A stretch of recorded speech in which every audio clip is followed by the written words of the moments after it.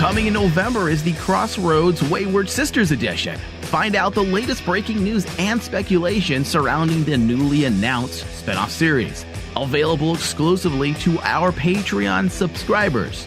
Pledge $5 or more a month and gain access to this, plus hours of additional content. Head over to patreon.com/RainmanDigital to pledge. McLeod. Warning. Supernatural The Crossroads contains adult language and discussions. If you're easily offended, do not continue to listen. Oh, Dad. Oh, Dad. Oh, Dad. Oh.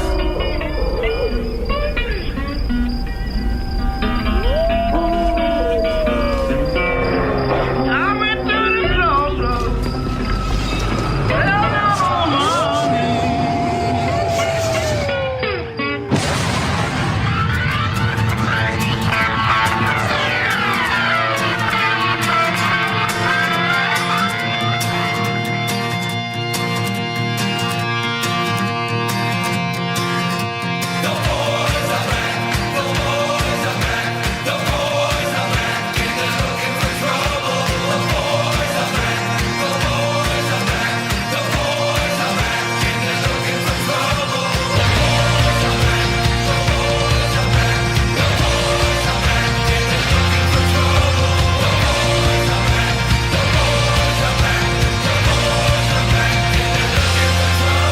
Welcome, everyone, to Supernatural The Crossroads on Rainman Digital Crossroads 003. I am your host, Thomas Cowley. Joined with me, as always, is Ryan Denton. Yola.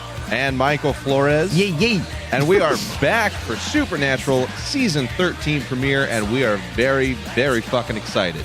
I am so hard right now, I can't stand it. He's moving the table as we speak. He definitely didn't turn over a new leaf this summer. No, Ryan took a hard vow of don't I got change. a bigger leaf to cover up my... Jeez. It's no longer a fig leaf? Yeah. It's a much larger leaf. It's 2 fig leaves. Yes, I went from 1 to 2. I've been taking pills. Jesus. New Vitality Gold? Yep. Yeah. Yeah, it's a new product. No enhancement. It's a new product that we're pushing. I got it on AdamandEve.com. We are talking about Season 13, Episode 1, Lost and Found, directed by Phil Scricia. I always ruin that. Nothing has changed here, guys. There's another season of Crossroads. Phil Scricia. There you go. Written by Andrew Dabb. And man, did we come out of the gate swinging on this one. We really did, dude. Dude, okay, so going right into it, we're going to touch on a few things, then we're going to get to news, then we're going to come right back, you know? You start up top, you work your way down. Let's just I'm gonna go on a 3-minute blow festival of the road so far. Yeah. You know knew that was coming, dude.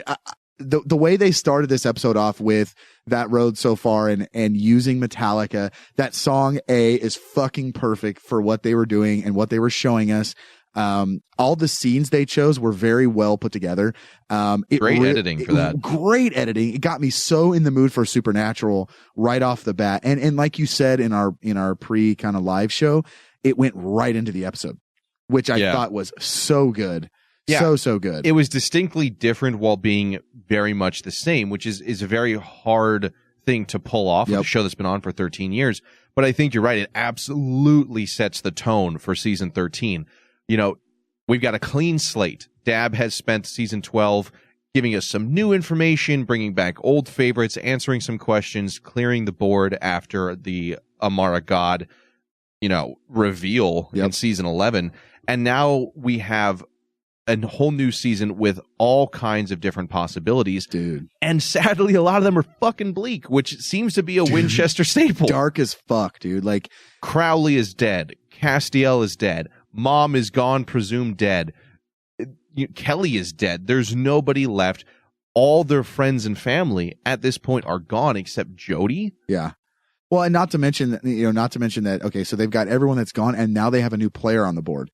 And it's like unprecedented power. Yeah, not only do you get kicked in the nuts by having all these people like pulled off the board, now you've got a new piece on the board, and it's, for the lack of a better term, unlimited power. And it's like, ooh, yeah, okay. With Jack, a brand new character we know next to nothing about. what he's capable of, where he's going to go, what his character will end up being. He's incredibly naive. Yep. And it has a great setup of how dark this season could get, which for me, as a big fan of Kripke's original stuff and season 5 being my favorite season, I'm looking forward to it in ways that I haven't since season 11. I'm psyched that the introduction of Jack went over so well with the fan base. Yeah. Because when you introduce a character in a fandom like this that is going on 13 years, very close in it, even with the actors, we're kind of snobby sometimes when it comes we're to not kind of, dude. We are. When it comes to new faces, we're like, who are you? Who the fuck are you? Yeah, who are you? We're basically like that girlfriend boyfriend who's kind of insecure. We're like, listen, we don't like you around us unless we know what your intentions are. You can't sit with us. Yeah. It's Mean Girls? Yeah, we're Mean Girls. Stop trying to make fetch happen, Mike. Yeah. So when you see such positivity surrounding a new face like the character or the actor that plays Jack, I am very happy, and the potential that this now means for the show, because we all know the writers get rid of characters that the fans don't connect with. That's just what you should do anyways, period. Yeah. And I am just ecstatic about what this means for Supernatural. I'm glad that he worked so well, that he was charismatic, he was likable. Those were the things I was looking for when I watched this premiere. Is it going to go over well? And I think that was the biggest concern. It was. And it just went over in such a great way with the fans. It worked with the writing and what they were trying to do. And he dangerously came very close to capturing the Castiel essence. Yeah. The Castiel vibe. Well, one of the things I was going to bring up, which might be a little dangerous. Watch out, Misha. One of the things I was going to bring up is he looks like a young Misha. If you look at him and you look at his face, he looks like he's got similar facial Ryan, features. not all white people look the same. Okay. Okay, I'm white, so I can say that. Let's not be racist. Okay, not all white people look the same. Wow, didn't take long for us to get into a we racist. All smell the same. And he's raising in the rain. Roof. What is this? 2000? Jesus. Yeah. Mike showed his age there. I'm trying to make Raise the Roof still happen, much like Fetch. Yeah. The thing is, I agree with you, Mike. I introducing a character like this and being the character and the power that he has, the actor really played that, I don't really know what's going on. Kind of like you said, the naive Thomas. Mm-hmm. He played that very, very well and it's very believable. It's important that we like him early on because we know he's going to be a huge part of this season. Yep, yeah. Absolutely. Whether he ends up being good or bad, it doesn't matter. He's going to be here all year. It doesn't matter. They set the tone and we liked him. Yep. Yeah. I agree. I think we all in agreement that we liked. Absolutely. Yeah, I think so. Now, we also saw some good numbers with season 13's premiere, which was nice.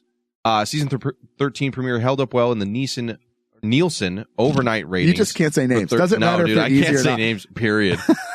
The long-running CW show averages about a 0.7 ratings with adults 18 through 49, which comes out to about 2.1 million viewers. Holler. Down only slightly in the key demo, but even in total viewers with season 12 premiere, which was 0.8, 2.1 million, it's also up compared to the season 12 average of live plus same day ratings. Mm-hmm. So nice. Supernatural has a little bit of an upswing from season 12. Yeah, and always good to hear. This is great because not only is it a great number to start with, but this does not include same day plus 7 day ratings, and this doesn't include the ancillary or alternative viewings like that come from the CW website, which is how I watch it, or the listeners, pirating or the audiences that pirate. So this is a good solid number. Ratings isn't everything. It doesn't matter as much as it used to in days past. However, it is a good measure for enthusiasm, and that's the takeaway from that. There's a lot of people amped to see what happens this year. I think it's because of how much of a ball buster season 12 was with its finale. It really did kick you right in the nuts. We had a lot of ups and downs last season, but the finale, everyone was on board with, and it hit you right in the heart. Right in the feels, dude. And we're going to go into some news first, like we usually do, one of which, the main, tear shed moment for most people, Castiel. EW Entertainment Weekly recently talked about everything we know about Castiel, when he'll return, where he's been essentially, or where he's going to be for the season 13, because there's a lot of questions about this. We had a big discussion at the end of season 12, our episode finale, saying, is even Castiel really dead? Is it the same Castiel we know? Right. And, you know, it seems like it is. It's the one we know. He truly is gone as of right now. He's dead. They burnt him. Yeah, they Vadered his ass. They dude. gave him a hunter's funeral. He's done. He's gone. He's gone. He's coming back. Actually dead. He is coming back. Unfortunately, we know this. Not unfortunately he's coming back, but unfortunately we know due to social media. I could throw a 50-50 there. But the takeaway from that article is what Dab says, which is where Castiel is. He didn't give up the goods, but he said he's not in heaven, he's not in hell, he's not in purgatory. He could be, but what else? Where else could he be? Where else could he be? We only have one that was alluded to. Right. So that leads me to think, has he been cast into the empty? Or is he the alternate universe Castiel? What? You die and you go to the alternate universe? No, they bring him back by bringing the Castiel from the alternate universe. No, that's dumb. If they do that, they're not. Listen, they're not going to do that. Hey man, they did Bloodlines. Oh, now I think it probably is the empty based on that description, because we know Billy said she was trying to get the Winchesters sent there. She was the one who introduced the concept of it. She was the one who threatened us with it, and Castiel killed her. So why would he not be sent there after he dies by some other Reaper? I'm just laughing at Ryan trolling in the chat room. I'm not actually trolling. I'm actually being honest. Oh, Jesus Christ. I actually hope it has way more of an impact on the story if he stays dead. Well, we know he's not. I know. I'm just saying that's my opinion, okay? We've held that opinion for quite some time, but I find it really interesting that Singer went that detailed with the description for a character whose return is going to be very much anticipated. Yeah. I want to get back to that after our first break, Ryan, because I disagree. I used to think that way, but the way they're setting it up in this premiere, I think it works so far. Right, but we're going to get into that. Yeah, I definitely want to discuss that. Do we want to tell people, if they haven't read it, when they can expect to see Cass? Episode 3, Thomas. Okay, we're just gonna flat out tell them. Yeah, you will see Castiel in episode 3. Really, we're gonna play coy after every producer and actor is like, "Hey, he's coming back." Everyone read Entertainment Weekly's stuff at this point. Let's get real. He's at Comic-Con saying he's coming back. Thomas, let's not play coy here. It's fun to tease, Mike. Sometimes you just want to ram it in. I get it. Just the tip sometimes is fun, Mike. God, why are you telling me this? You should tell the producers that. Well, never mind. I want a little foreplay. All right? Okay, Weinstein. Yeah. What? Oh God, that got dark. That was a makeup joke. Ryan just went to the same dark place. Yeah. Anyway, I'm going to cast him to the empty. We know that he's coming back in episode 3 in some capacity, and that apparently he will be again involved by episode 6 in an understated reunion. I guess, yeah. So we have a rough idea of when he'll coming back. We're not going to have to wait an entire half season, an entire season almost, like it felt like with Bobby, right? In season 7, which I think they learned from that, because it does make things feel, it drags. Well, it does, especially because of today's society where we know way in advance when things are happening. Well, I think too, we had that. I just completely blanked. So yeah. All right, awesome thought, Ryan. Thank you, Ryan. Other news we got. Okay, so people in the chat room saying my money is on what Ryan said, and I'm dumb. However, Andrew Dabb specifically said Castiel is someplace, not hell and not heaven. I just like that she said you're dumb. Well, I'm just saying, like, you guys are arguing with the showrunner who specifically said it. Castiel's coming back. But we have a song about quote. Dabb. Like, let's be honest. He might be dumb too. Just saying. Other news we got was about the Crisis event that will spin off Wayward Sisters. Now, if you guys remember the Patreon, we are going to be talking about that show in depth and what we think it needs to do, what we've found out about with characters. But we do know that Claire is going to be directly involved, that she has, according to Robert Barron's, gone out on her own, kicked some serious ass, but then there's going to be a crisis that is going to send her back to the Wayward family, Jody Mills, Alex, and a new character, or 2 new characters, Patience and Kaya, who have additional powers that we haven't seen. They sound before. Really cool, actually. Yeah, one of which is the ability to travel through dimensions. Yeah, like which dream is dimensions. Unprecedented. Right?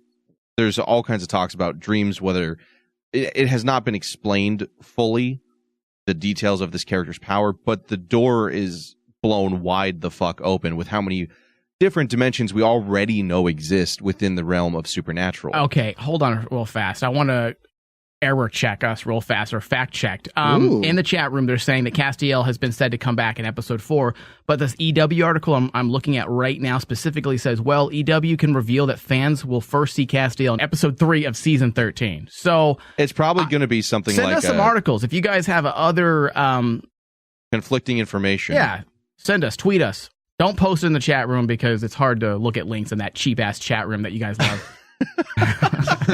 that we've provided. Well, hey, I tried to get us updated, remember? And everybody complained about the new technology. Did not work. Yeah. People were not fans. They wanted the GeoCities chat room. It's going to be something like age, sex, location.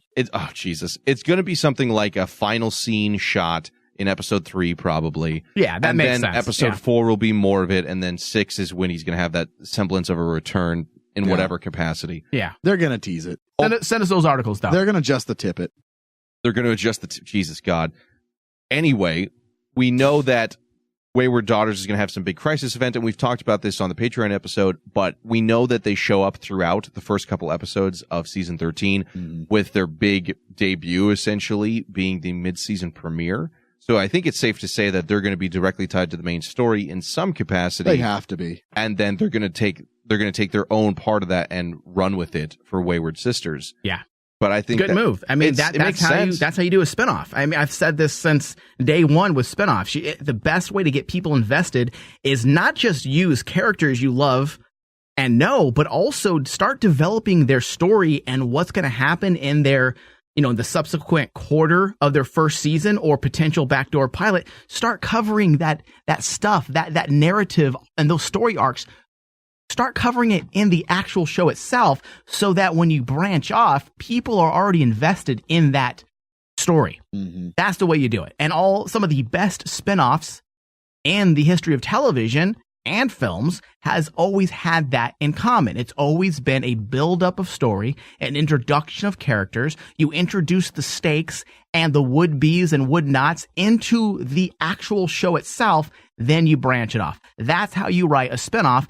And that's what they did wrong with Bloodlines, and now they're correcting and doing it the right way, according to all these articles and the information that's being leaked out. What we know so far. Got to learn by your mistakes, man. Yeah, at least they can definitely learn from their mistakes and say, hey, look, we did it wrong the first time.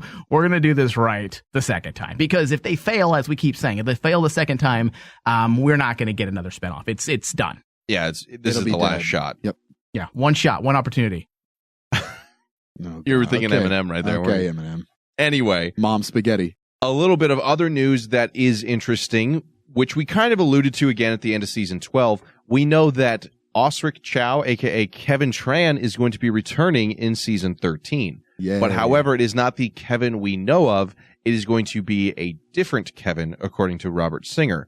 This has to do with the parallel dimension, saying the triumphant return of Kevin will be really fun. We don't want to make the alternate world an endless parade of old characters, but it does present us with the opportunity if we can find a new interpretation on a character we like Bobby Singer last year, like Kevin this year, and like Michael.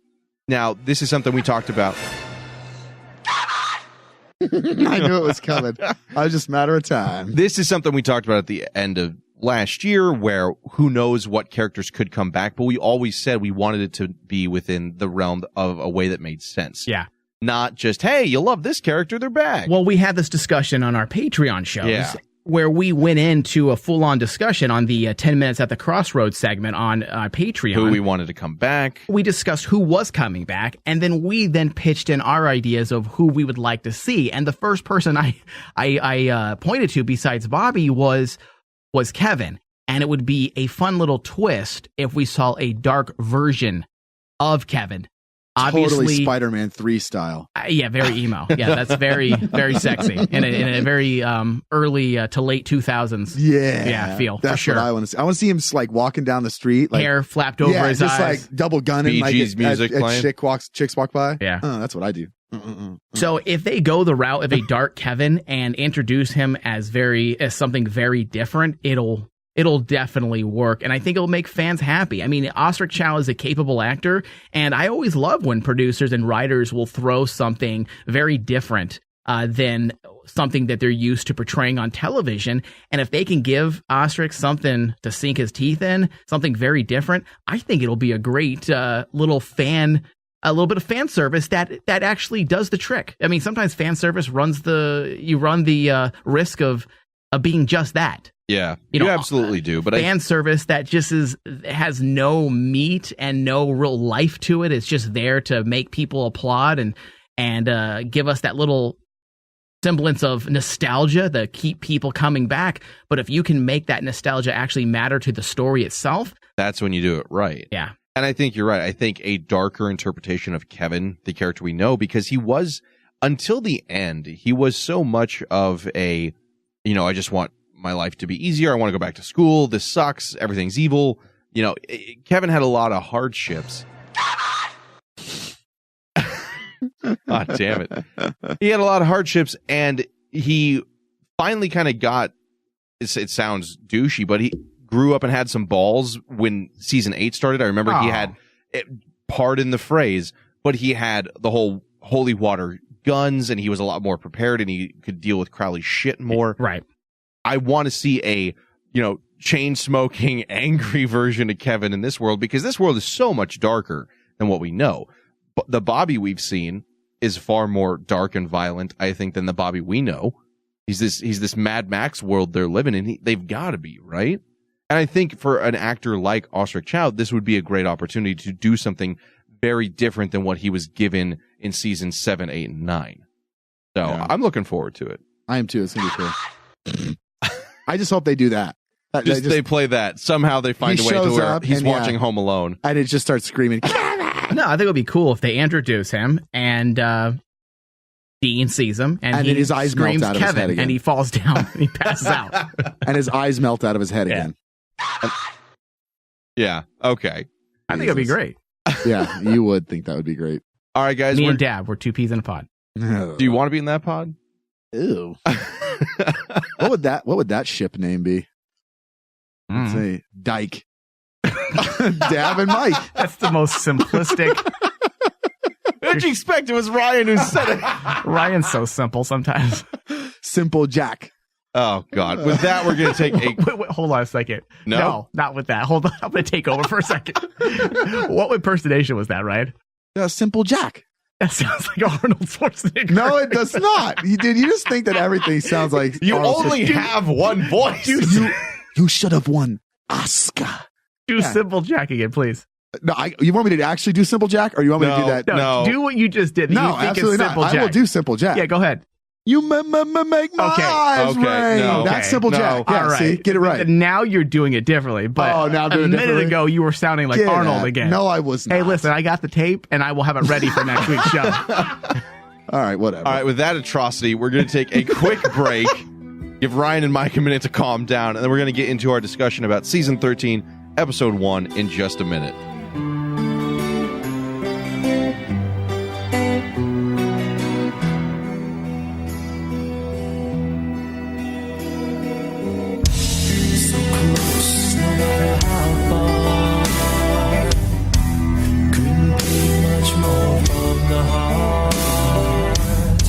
Hey, ass butt. Have you missed an episode of Supernatural The Crossroads? Catch up on all our discussions. Just search Supernatural The Crossroads on iTunes and Stitcher. You can also find it on the RMD app. Just search Rain Man Digital from your iTunes App Store or Google Play.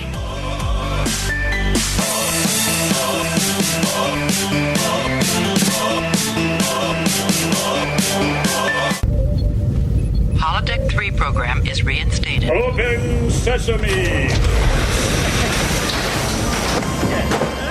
Stayed true to its course and the politically intertwined, multi-layered theme of the show Discovery, which we're going to get into that. We've already discussed it in bits and pieces throughout the last 2 or 3 episodes that we've done, but it's staying true to that. The very name itself, Discovery, isn't there just to describe conveniently the name of the ship they're on. It has to do with a lot of things. Discovery of who you are.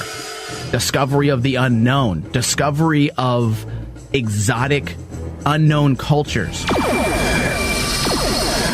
Star Trek from the Holodeck, the Discovery Edition. Breaking down, analyzing, and discussing every episode of the new hit Trek series. Search for it on iTunes and Stitcher. Simply search From the Holodeck. You can also find it on the Rain Man Digital app. Just search Rain Man Digital from the iTunes App Store or Google Play.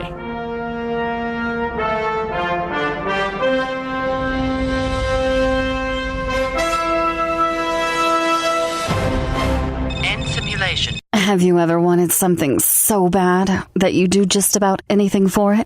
Well, that's exactly how we feel about you. That's right. AdamandEve.com wants you so bad. We're giving you 10 free gifts with your first order. You heard me right. That's 10 free gifts to spice up your love life. First, you'll get a sexy surprise for her. Second, an adventurous toy for him. And third, a little something we know you'll both enjoy.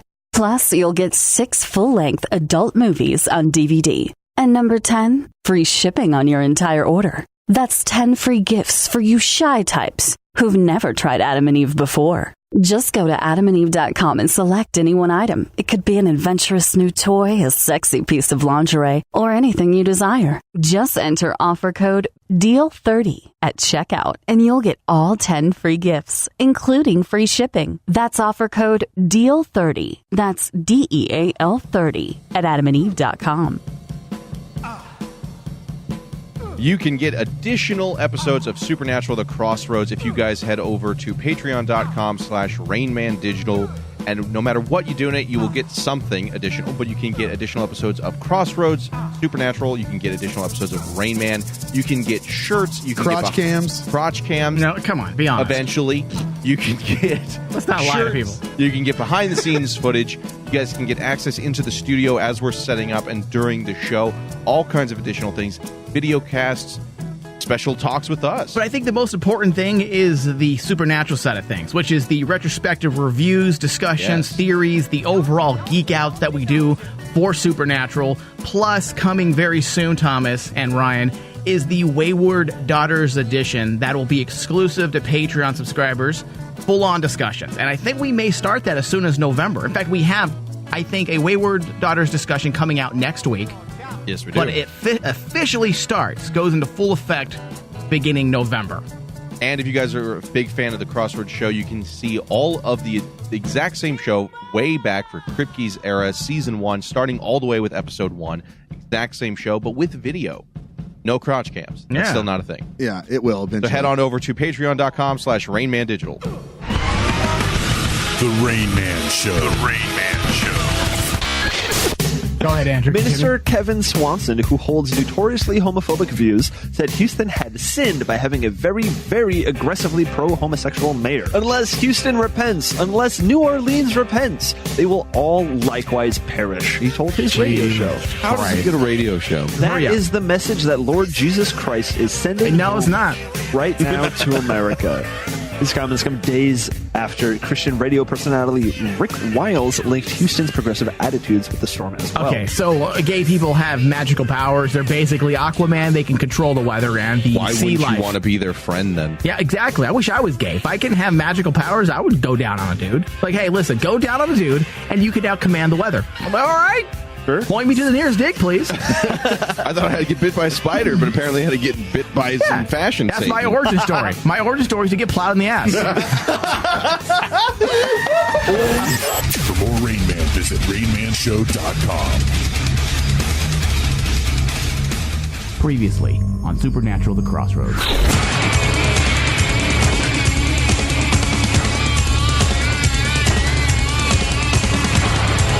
He has to come back into play. I think the Lucifer of that world's going to kill him. You think? Oh. Boom. Oh. See, I no. You need to have original Lucifer be the one that I think original Lucifer and alternate universe Lucifer are going to be shipped really soon on Twitter. I think they're going to fuse and become Ultimate Lucifer. Ultimate Lucifer on Tumblr is going to be a ship. I'm going to actually make that. Hold on, I'm going to get that Can Twitter. we copyright that? I'm going to get that Twitter handle right now. Hold on. I'm going to ship Lucifer with Lucifer.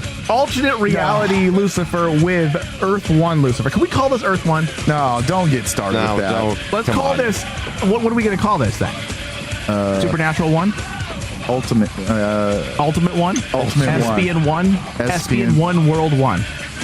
That is a terrible name. What is this, Mario Brothers? I would love to see that on Tumblr. Get it started, guys. I would love Send me your Lucifer fan fiction. I want to see Lucifer enter Lucifer. Very meta. It'll be very Lucy. Oh. That's horrible. That is horrible. Wait, which one will be the girl? Which one will be the boy?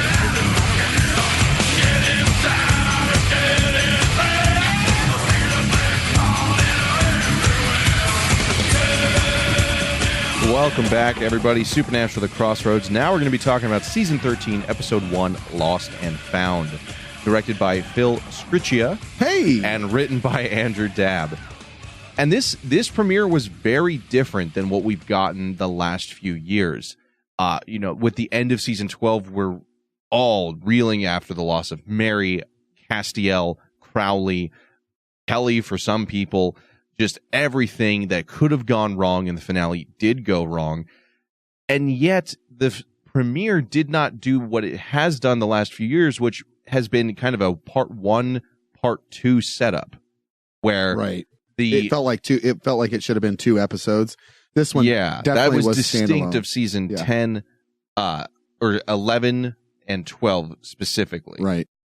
And they didn't do that this time. They did not introduce a huge big element to the world. They didn't, have the darkness get unleashed and attack everything. They didn't have the British Men of Letters show up. Well, it was a much more subdued premiere. Well, essentially we start right where we left off with season 12. And I think that was very smart of them to not have any time passing or anything like that, because we were all, like you said, still kind of in shock and reeling from what happened in the season finale of 12.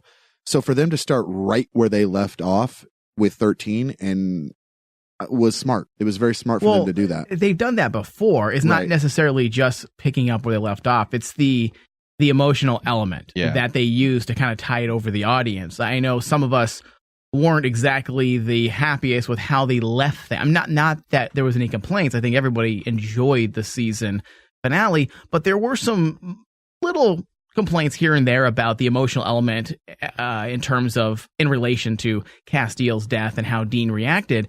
And in retrospect, when I look back and watch that episode, I felt like it made sense. It was a sense of shock. Yeah, I think it was fine. It was a sense of shock, and they chose to deal with the aftermath of everything that happened in this episode. And typically, the season premieres are a little hit or miss. And I'm not saying in terms of, they're not an F grade by any means. But the first episode has been kind of weaker than the second follow-up episode. And we've said repeatedly that it felt like part 1, part 2. That after the second episode, we really got things going. Right. Typically, they don't hit all the emotional highs of where we left off during the previous season. There is a sense of starting over. And with this, there wasn't that sense of starting over. Kind of what Ryan was saying was how they picked up right where they left off. Yes, they did. But not just in terms of story, in terms of emotion. Right. That cliffhanger was so well done for that season finale that we were left in an emotional cliffhanger, and we were waiting to see what the resolve would be. How would this truly affect our heroes of Supernatural? And that's what we got to see. And a lot of times in the season premieres, we don't fully delve into that because they're worrying about starting over and kind of resetting for the season, and they're more focused on that new big bad that's introduced. And did they introduce a new big bad in this scenario? No, they did not. Nope. They focused on the aftermath of what we saw in the season 12 finale, and I felt that was one of the best approaches they've taken. Again, it's not always true. We have instances like season 8 with the falling of the angels, and leading to season 9, that was a very solid connection and worked really well. But in terms of the emotional aspects, they really hit a home run with the way they chose to start this season premiere up at a very intimate level from the start, rather than working towards that and getting the audience kind of adjusted to what's going to be happening this year. We already know. And that's exactly what we discussed during our season finale discussion, that we expect to hit the ground running. Do you remember we said that? Yep. Yeah. And look, we hit the ground running. We're not waiting for setup or story setup. It's there already. And look at what happens. They deliver a solid intimate season premiere. I think not just that they hit the ground running, but they did a great job with the catharsis of the events of season 12. Season 12 is define catharsis. The emotional, I'm just joking. The emotional offloading of all the things we experienced at the end of season 12. We've lost Mary, we lost Crowley, we lost Castiel, and a lot of people felt like Dean was just not reacting the right way, but that was him in shock, like so many of us were. Yeah. And in this way, they did a fantastic job, like you said, keeping it emotional, because I still remember the end of season 9, you find out Dean dies and he becomes a demon, and then we jump into season 10, and a huge gap of time has jumped. They do it all the time. We don't really know where we are, where things are. Why is Sam's arm broken? Where's Dean been? It's kind of disconnected after such an emotional event at the end of the season. Yeah. This was all of that fallout occurred in this episode. We were so emotionally charged from season 12's finale that it really did last all summer. Yeah, and there's definitely a room for discussion, maybe a hiatus episode discussion down the road. But there's definitely an argument there whether or not this might be the best season premiere in terms of emotion. I would even say during Kripke's run, yes, there are those moments that you're like, you can't hold on, bear with me. Thinking. There are those moments where you're really on the edge of your seat, right? Yeah. But you're still waiting to find out what the season is going to be about. Yes, you have those cliffhangers and you're always waiting to watch those earlier seasons. But in terms of emotions and knowing what the road is down the bend, we kind of already understand what's going to happen. And that's a good thing because, yes, we don't know all the mysteries and what lurks in the dark, and that's good. However, we kind of understand the direction of this season already because Dab spent most of season 12 setting it up. Now, if he throws us an entire curveball and messes up the entire thing, then, I'm going to go smack him. Yeah. But I don't think that's the case. We for the most part know what the season's going to be about, and there's no reason to waste any time fully understanding that. And that's something that, because of the season we got, particularly the last quarter of season 12, which a lot of people agree was the strong aspect of the season, was the final quarter of season 12. Because we had that and such a solid buildup and such a solid season finale, we were able to get going and not waste any time. I agree. I think that Kripke had two great premieres that I can think of. I'm not taking away from Kripke. No, I know, but with hitting the one that hit the emotional is season 2 with the death of their father. Okay, but that didn't happen until the end. I'm talking about the season premiere starts. We understand what's happening. We're dealing with the aftermath of emotions. This is, I think, the first time they've actually done that. We were more dealing with the subtleties of Dean's issues and Sam's issues and how it's going to affect later in the season. I'm talking about emotions. I'm not talking about narrative. I'm not talking about story. I'm talking about the emotional aspect, the untangible element. I felt like season 13 did something. The season 13 premiere did something that, again, I would have to go back and watch, and there is room for discussion, as I was saying. I'm not definitively speaking here. I'm not saying this is exactly how it is, but I would have to say, in terms of emotion, it's one of the strongest openings. And I think this was a good example that you don't have to have bombastic premieres. You can have... Did you just say bombastic? Yes, look it up. It is a word. He did this last year, too. Used words that confused Ryan? That's I do that every episode. Word. That's not a confusing word. That just sounds like a Shaggy song, Mr. Bombastic. Yes, we did that last year. Jiminy Christmas. Glad we're in a time loop. Thanks, guys. Well, you say weird shit. Whatever. You don't need a grandiose catharsis of it. Premiere. You had that ready? Have you ever heard this song, Thomas? I'm surrounded by idiots. Dude, this was a jam back in the day, by the way. I hate both of you to my core. She call me Mr. Bombastic. Fantastic.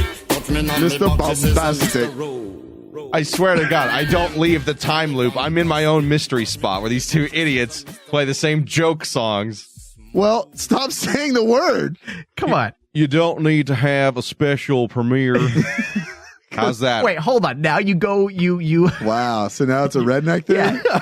He goes from ghetto by saying Mr. Bombastic. I have to apologize on behalf of Thomas for all you Southern listeners. Apparently, in Thomas's world, if you live in the South and you have a Southern drawl, you don't understand words. Okay.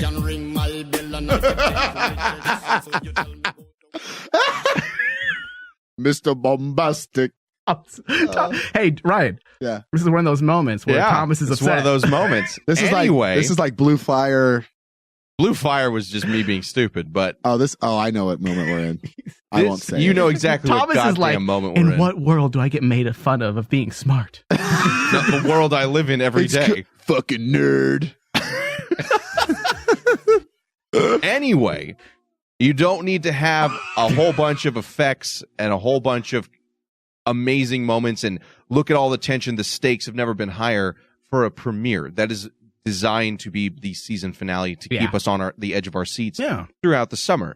This was a great example of the fallout and how we as the audience relate to these characters being the central element. Yep. Especially with Supernatural. Supernatural has always done great about its characters and our relationship to them and their relationships to one another.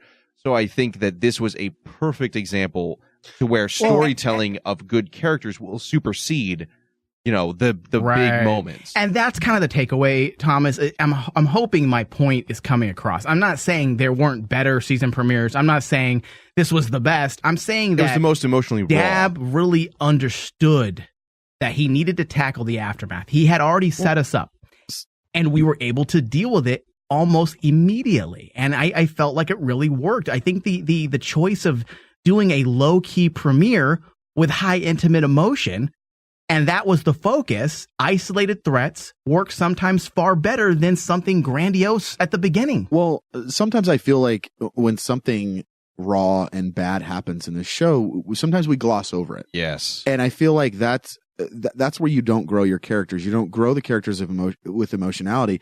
It's the same. I'm gonna jump ahead here, but I do want to mention this scene. It's the scene where Dean is praying, and I think that scene right there, for me at least, was one of the most emotional scenes I've seen in a long time. Maybe to go back to last season where Dean is talking to Mary in the dream scene. Well, that wasn't a long time. That was like 2 episodes. Let me finish. Gee, Mike's just trolling. Yeah, tonight. He's on troll duty tonight. Jesus Christ, it's typically my job.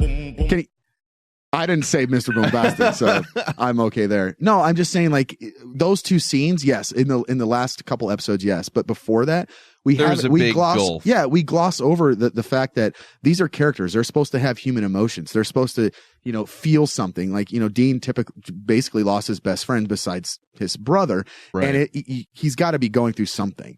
And I think this episode really showed, their emotional connection to all these characters that they just, will air quote lost. Yeah. But it definitely was needed. I think you're right, Mike. We don't need, I don't need Michael Bay explosions in a season premiere for me to go, wow, this is amazing. No, I want to see the characters actually evolve. And that's a testament to the intelligent factor of the Supernatural audience. Most people need those explosions and the wows, and yet in order to watch. And yet, for some reason, this low-key season premiere managed to capture the hearts and minds of the Supernatural fandom.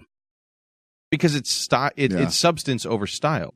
And we always love, as Supernatural fans, we love pain, we love tragedy. We do, and it's kind of the mainstay when it comes to the emotions of Sam and Dean. Staple. One of the hardest scenes to watch is when Dean comes into the kitchen and starts binding up Castiel's body. Yeah. Oh. And that costs them nothing. Yeah. By comparison to any other season, pretty much. Right.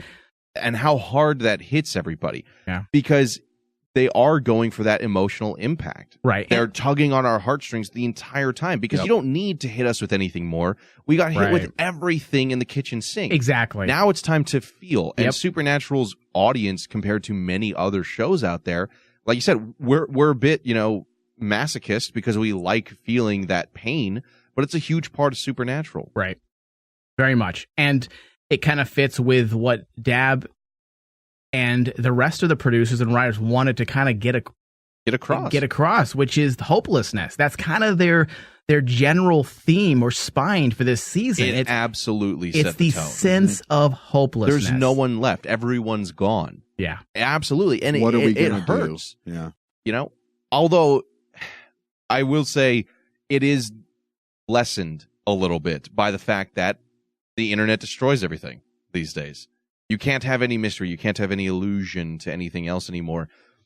The fact that we know Castiel's coming back is a bit of a disappointment. It's such a tragedy. I wish none of us knew. I wish because imagine how much more this would hurt. A travesty or tragedy? Travesty? Both, yeah. Imagine how much more this would hurt if we were all convinced this is how it happened. He's dead. Lucifer got him through the portal. That's it. Yeah, and I'm not saying God's not going to help. If we knew that was the case, or we believed that to be the case, the internet would be aflame. People would be in a good 12,000 times more sad. Yeah. I mean, not to take away from the scene. No. It meant so much and it worked so well. But imagine if the surprise. Imagine if we put NDAs on these actors and these producers. I wish we could. And writers. Imagine if listen, and I'm not talking bad. I have already during the summer I got a lot of tweets and emails justifying for Misha Collins, and they were very mad at my comments when I said that Misha Collins shouldn't have said anything about him coming back. And I know that it was already disclosed by way of Padalecki. He accidentally let it slip. Yeah. That's fine. But an accident's fine. But we don't need to feed into it. That was my point. And this isn't just Supernatural. This is an issue that we see a lot on television today because there is the need for promotion and the need for the actors to interact with the audience. It's also caused the story to lose a bit of mystery because there's that enthusiasm of promotion and getting involved and staying relevant with the fans. We also lose some of the mystery behind a show. And imagine the emotional impact of this story, or even the emotional impact of the entire scene. If we didn't know Castiel was coming back. Do you remember how it felt at the end or the beginning of season 7 before social media became a huge thing? Mm-hmm. And I had no idea Castiel was coming back. And when I saw him walking down the street in season 7, I got giddy and excited because I had no idea he was coming back. I thought the Leviathan had ended him and killed him and he was done. So there was a sense of sadness when he walked into that water and he exploded. You were truly traumatized if you liked and cared about Castiel.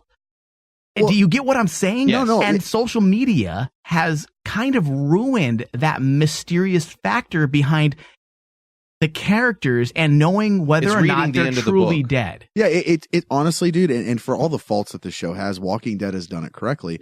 You know, by making sure that the actors don't even know. You know, like for example, the whole Negan death scene. Yeah, they don't know for a week, right? They didn't know shit, dude. It's like a week, right? Yeah, they filmed everyone's death scene.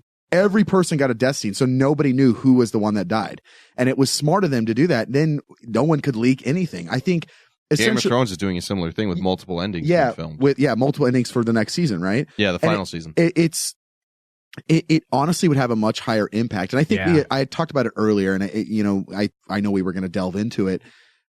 I truly believe that Castiel coming back would have a much greater impact on me. If nobody knew. If nobody fucking knew. If I had no idea he was coming back and then all of a sudden here's Castiel. Yeah. Holy shit. Yeah. You know, kind of like the whole, like Bobby coming back last season. Holy shit, that's Bobby. Like if we'd have known, I'd have been like, okay, that wasn't really much of a reveal. It's reading the last chapter. There's no suspense if you know how it's going to end ultimately. So while this did hit those emotional notes and everyone did have that resonance, that sadness, it has something taken away because we know it's not final. Yeah. We can comfort ourselves with the fact, we know he's going to be back soon.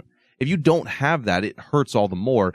Greater emotional impact, greater storytelling in my eyes. And I hate the internet for that, even though we're on the internet. Yeah. Right. Well, it's just one of those things, man. It's so anticlimactic and it really ruins a reveal. I mean, by doing that. You're going to see, and I'm calling it out now, in the next 2 or 3 years, you're going to see producers having actors go radio silent during the summertime. They should. Because there's going to eventually be a backlash. And when it happens, you're going to see producers say, guys, come on. You're ruining our writing. We're in the writing room here trying to figure shit out every week. Come on. You sound like that? Yes, they're Andrew Dice Clay. Suddenly, hey, I'm writing here. Hey, I'm a walk-in here. But you see it done all the time in other higher stakes television, like The Walking Dead, and it's a far less show in terms of quality and when you compare it to Supernatural. So if they're doing it for that, they got to do it for Supernatural. You can still promote and love your show and tweet about it without having to give up stuff or and I know it's kind of comes with the territory with Supernatural because they're at conventions and they're being forced to talk about it, and you have press releases saying so and so is now a lead in the show and so is leaving. You shouldn't announce it's the entire nature. Exactly, you shouldn't announce it. I don't want to know. I mean, and surprise me until after the episode. Yeah, and I think I used this example last season, but I'll say it again. There is a show on Netflix called Longmire, and one of the big characters died, and I'm not going to spoil it for anybody. One of the big characters died, and it was a cliffhanger. You didn't know if he really died. The entire time away, the entire summer, there was nothing from the actor, nothing from anybody. He waited for the season premiere, and then he announced, "Thank you, everybody. It's been a great ride. I appreciate the love and the support during my run on this show." He waited. And that's what he should do. He waited. No producers were talking about it. I know we're being little babies right now, but that's how I feel about the mystery. And you can't unplug because, unfortunately, our job requires being involved with the internet. I just wish there would be more control over that, more quality control. Yeah. That's all. Just give it a shot. A little more QC. I think Jared Padalecki should wear a muzzle. Is that asking too much? Wait, that's probably a fan fiction. And it's somewhere. very sexy as That's well. not a muzzle. Is it a ball gag? I was say it's a gag. Two birds, one stone. Not only will it keep the mystery, but also it's sexy. Right? I don't know about. That's how we do it on the Rain Man. I don't know about sexy. I'm going to silence you. Oh, Jesus. Wow. That got dark. I'm writing some fan fiction. All right. Give me a break. Okay, Ryan. We know that the season got dark with the emotional undertones throughout the whole thing, and apparently Michael's new fan fiction. But we also know that this is a big shift for Sam and Dean. They're going to be more alone than they ever have been before, according to Dab himself. This has happened once, I think, honestly, only once before, back in season 7 with the death of Castiel, the death of Bobby that they knew at that time. It was really just them, and that's when Jody Mills showed up and was more of a character in their life, was there when they needed him, which I think is a great way to tie in Wayward Sisters. Well, it's a great reason for her to come back and be a focal point in their life, at least for this season. Especially with their mother gone, it makes so much sense. Yep. And we also know that a lot of hunters were killed at the end of season 12. You know, 12 had a lot of problems for a lot of us, but it also was very dark with some of the storytelling. Okay, that's a question I had, Thomas. Do you think that's how they're going to do it? They spent a lot of season 12 kind of building on the legacy of the Winchester name. They finally got their due in terms of acceptance, that they are recognized as being something far greater, that they were important, that they made a difference. The hunters will follow the Winchesters. And they were revered. We finally got that. That's something that I think a lot of fans wanted. They wanted them to be appreciated, and they finally were. Now, thanks to the Men of Letters, have most of those hunters been killed off? Are they in fact alone? Because season 12 built up the entire idea that the hunters like Sam and Dean.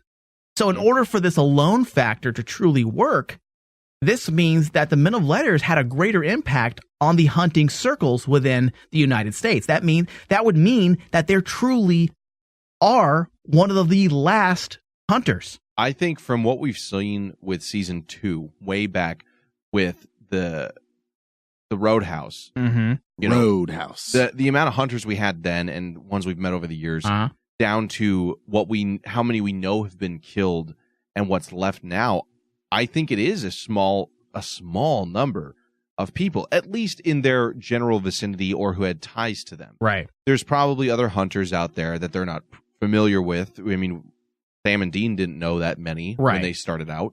But can we say that the hunting circles have definitely been cut? I absolutely think you can say that with the amount of resources that the Men of Letters had and how much free reign they had and how disorganized American hunters were. I think that's kind of alluded to in many ways. I think they really do have Jody and maybe a few others, but really there's not a deep stock of hunters more than anymore. anything else. It's the ones that are close to them. Sam and Dean have never let a lot of people into their life because of that entire concept that everyone who gets close to us is hurt or dies. Yep. They really have Jody. That's it at this time. And by removing Crowley and Castiel, you have Dean's life go even more into the toilet. In season 7, we saw that he started drinking. It wasn't very heavy-handed, that alcohol tendency. I can never remember the guy's name, who was like a surrogate Bobby in season 7, who's just killed off screen.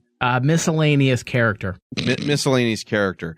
The kind of Bobby... Miscellaneous Gambleized character, number 5. Number 5. I think that's what he was. Bobby Ash stand-in character. That's what he was titled on the call sheet. Gambleized. All right, we need the miscellaneous Gambleized character number 7, please. Did you say 7 or 6? No, 7. Okay, so I'm on my way. Coming. All right, we need you.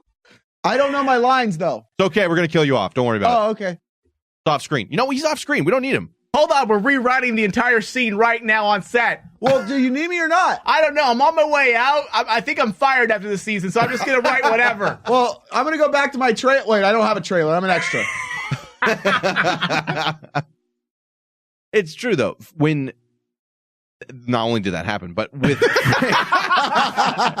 I guarantee you that's probably that was a real transcript recording from Gamble's set. probably listening. Oh, these guys know. Were they on set? Holy shit! Who are these fuckers? No, but when Frank was killed in season 7, that was the last person they had any kind of connection to. But they had a serious issue with Dean drinking. It wasn't very heavy-handed, but I think we've seen time and again when Dean does not have people around him, that person he can lean on, he's never done well alone. The second Dad's gone, he goes and finds Sam. Yeah. This is why I'm leaning to the fact that this is going to be a very Dean-centric season. Obviously, we've had Dab discuss and talk about Sam's role, but I think from the emotional side, I think a lot of this is going to ride on Dean's shoulders this year. It's going to ride on Dean. Removing a mainstay like Crowley and Castiel from Dean's life, I think ultimately was a brilliant decision. Dean's always been kind of codependent, and when you remove those dependencies from his personal life, he usually unravels. And he already suffers from abandonment issues. Yep. And you've taken away everything he's used to and everything he's comfortable with all at once. His mother, Crowley, and Castiel. His lover. Yeah. Okay. Essentially, his two lovers. You took away his bros. His bro love. His bro love. Yeah. You took away his 2 bro loves. Yeah. And all he has left is Sam. Which, who cares? Oh, come on. Just kidding. But I'm saying that but you're Castiel relies on that a lot. Or Dean relies on that a lot. And I feel like it was really smart to remove those elements for we know Crowley's indefinite, but Castiel temporarily. Yeah. And we're still not even sure we're getting the Castiel back. And right. At least not in the same way. Yeah, perhaps. same way. And I think I wouldn't mind if they Spock him. You know what I mean? Star Trek 4 Spock and make him not really remember his evil past. Spock. What if they did that? Oh, jeez. I'm being serious. What if we get a Castiel who isn't quite the same? Who Sam and Dean are? They already did that a little bit with season 7. Did they? He didn't remember for a while. Kind of blocking it out. And then he was like, he's like, I can't escape your love. Essentially. Yeah, that's true. Erase what I just said. Yeah. So I think it'll be terrible idea because it puts our characters in a situation they haven't been in before. I think Dab just used me as a vessel. Oh wow! What? I didn't see any red smoke go in you. Oh, it wasn't red. Oh, starts out red. What? What? Huh? You bleeding, man? Do you need a new tampon? What? That doesn't okay, stop. Yeah, anyway, that doesn't make sense at all. Dean has always been codependent, yes, and it will be interesting to see him go back into that mindset because it is a very dark place, and you very much get that throughout his interactions with Sam in this episode. Yeah, for sure. He has lost a lot of hope Everyone is gone. How many times did he say that? I know they're not coming back. I've already prayed. Don't you think I tried that? It's over. It's done. We're going to kill Jack, and then I'm going to drink until I, die. That's kind of where he's mentally at. Producer Eugenie Ross said as much, that losing every ally they have is will signal a deep psychological shift in Dean that has only been explored in small doses before. Fuck does she know? It's another nail in the coffin about the loss of hope. He has to come up with a reason to have a purpose. And I think they started to allude to that in 7, but they never really went there. Yeah. I think with television having done what it's done in the last 5 years, you can get away with a lot more and further explore these themes of true loss of hope, true depression in some ways. And Dean is a great surrogate for that. Sam has always been the one that, despite the darkest of times, finds a way to look at the upside. Dean is not that kind of person. No. Well, the difference in the two is that Dean wears his emotions on his sleeve, and Sam kind of hides his. Yeah, he does. I think we see that very often with Dean, and I think you're right. In season 7, they were going to go down that dark path, and I think they kind of nixed that. And I think this is good. This is good for Dean because he wears his emotions on his sleeve. It might have Sam be able to help him a little bit more with that. He does wear his emotions on his sleeve, but he's not willing to communicate about exactly. it. And that's always a recipe for just disaster. Yeah. I mean, that's anybody who's struggled with depression. That's what it is. You have these issues that you don't talk to people about. Yeah. And we already know that Sam will be playing a more of a leadership role this season. They kind of set that tone last year. And that's something, according to Dab, they want to continue, him taking the role of a leader. And to see Sam be the emotional strength this season, I think that's what we're going to see. Not just in terms of full-on leadership, but also emotional leadership of Dean. I think and this is being the time. that balancing of that balance of emotion that Dean is going to need, because he already you can see Sam's face this season. Already in the premiere, he knows that Dean's about to go down that road, the road that he's been down before. Yep. Yeah. And I think it's a good time for Sam to be the one to take care of Dean. Now, the older brother always took care of Sam. Always. Now it's shifted to where Sam's going to have to be the one to take care of Dean. Yeah. And it's very relatable to real life. I mean, these are the types of patterns and circles we go through in our own lives. Sometimes you're the strength. Sometimes you need the strength. Yeah. Any relationship. And it like makes that. sense with a series that we've now seen unfold with Sam and Dean at the center of it all for the last 13 years, for things to kind of change and flip-flop and characters take on different roles that they weren't playing before, and roles that maybe the complete opposite, reversed roles. It works, and it makes sense to, actual day-to-day life and the lives that we live every day. And I think it's a great way in which they showed how desperate Dean is that they show his, as Ryan talked about it, him praying, which was, I loved that scene, not only because it was great an emotional moment. It showed where Dean was to break down to that point, to actually ask for help. And from a narrative standpoint, it shows us God is gone. He's MIA for sure. Once again, he has abandoned people, and he's not coming back to help anytime soon. Fuck Chuck.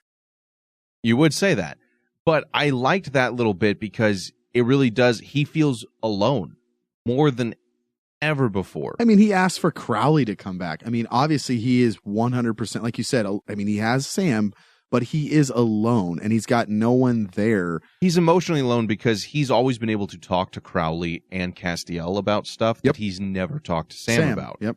That he won't talk to Sam You know about. what? I don't know. Maybe I'm just being a baby, but that actually hit me hard as well. When he said even Crowley, yeah, I was like, oh, yeah. Like it definitely made me tear up a bit, because you realize how. First off, it made me realize how much I'm going to miss Crowley, because he's so good. Dude. And also it kind of gave us that little nugget that I think many of the Crowley fans needed, Dean cares for. And it was that he mattered. Yeah.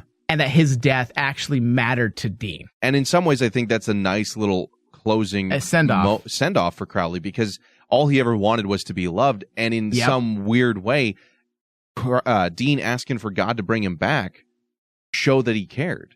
In a weird way, he cared in his own way.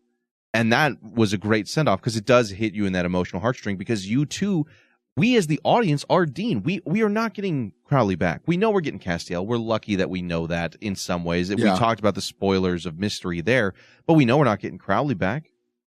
And we know it's only a matter of time for everyone else in a way, or at least that's the vibe we have going into this show that we always do because we're masochists. Yeah. But I really liked that scene, and it was great acting on Jensen's part. Well, and also it also did a great. I want to say it did the trick, letting us know that there's no way out. There's no. No one's going to come in and there's on no high get out and of help jail. you. Yeah, there's no get out of jail free card. I know that was something that was kind of in the back of all of our heads. Yeah, Chuck can come in and save them, but Chuck is gone again. Yeah, and he's not coming to help. I'm willing to bet there's something bigger at play with the fact that he didn't respond. For future seasons. I'm willing to bet there'll be some excuse because I'm sure there will be. There's got to be a reason as to why he didn't respond during their time of need after everything they went through in season 11. You can't expect for the audience to be like, yeah, okay, Chuck, we like you again. You came back again. No, now we as the audience are going to be just as mad as Dean when Chuck does show up because there's no way whenever the show does end, that God's not going to be a part of it. Yeah. We will be right there with Dean like, yeah, dude, where the fuck were you when I needed you? Which is a question so many people who have struggled with their faith have, which I love that element too, because it's very relatable. I just love that the whole scene ended with a very Dean fashion of him punching that sign, letting his emotions control him. Fuck you, Chuck. Exactly that too as well. That was what was going through his head. That's exactly, as he's punching that fucking sign. That's what was going through my head. Fuck you, Chuck. That was not going through my head. Maybe a little. You just hitting the drops to hit him now? Come on, they got to be relevant. Jesus. That one might be relevant. That's better. God, come on. No, but you're right. He does wear his emotions on his sleeve, and Sam picked up on that. So it'll be interesting to see where he goes. And I like the darker tone that this season's taking as far as characters and emotions and where we're going to be mentally in this entire world, in this whole season. Yeah. Now, despite the sadness that is the loss of Castiel for the moment, it did leave a big gap for a new character. Yes? Live read. You want to do that right now? Yeah. No, we're going to do it not live. Go ahead, jump in. Guys, we are doing a Wayward Daughters show where we are going to be talking about the exact same style as Crossroads, but for Wayward Daughters moving forward, starting probably in November. If you are a member of Patreon, you will be getting access to the show. And if you guys are interested in all the discussions, and we will do the same kind of style show when it does come out, you can get that by subscribing, going over to patreon.com. Is it /Rainman or Rainman Digital? I can never remember. It's patreon.com/Rainman Digital. Subscribe to the $5 tier. Ooh. It's going to be part of the podcast tier exclusively. And you'll get additional episodes where we do all the news updates, character breakdowns, episode breakdowns when the show does air. Same exact style as we do here on Crossroads. Hey, yeah. And Ryan will still be singing. I will sing and dance. Yeah. Now, with Castiel's tragic death, or at least temporarily tragic death, it did leave the gap for Jack the Nephilim to be a main focus of the episode. And we touched on this a little bit earlier where he did a good job. A lot of fans were happy with how he was portrayed, how the actor carried the role. And it was interesting to see him be very much a kind of Castiel surrogate, very much reminiscent of him when he first showed up on Earth in season 4. This naive, doesn't know much about the world, simple pleasures like candy, or he found a liquor store and he drank it. Simple Jack. How well did that work for you last time you made that joke? I'm just saying, I just thought I'd bring it back. You said simple and Jack. Anyway. Bombastic for sure. We see him from the very beginning of his life. And not only just his powers, but his mentality, where he's at, what he knows. And I thought they handled it very well because they gave us ways through which we would actually ask questions like, how does he know how to say words? Why is he a full-grown adult? In ways that weren't just ham-fisted, but they also gave us insight to his character. He felt very much like Cass. And because he is in some ways, Castiel's adopted son at the very least, he did feel very much like Cass way back in season 4. I mean, the candy scene, I like nougat. Like, I learned that from the pizza man. That's a Castiel quote. It's a straight up Castiel line. I mean, I just said it in the chat room, but they essentially brought Castiel 1.0 back through Jack.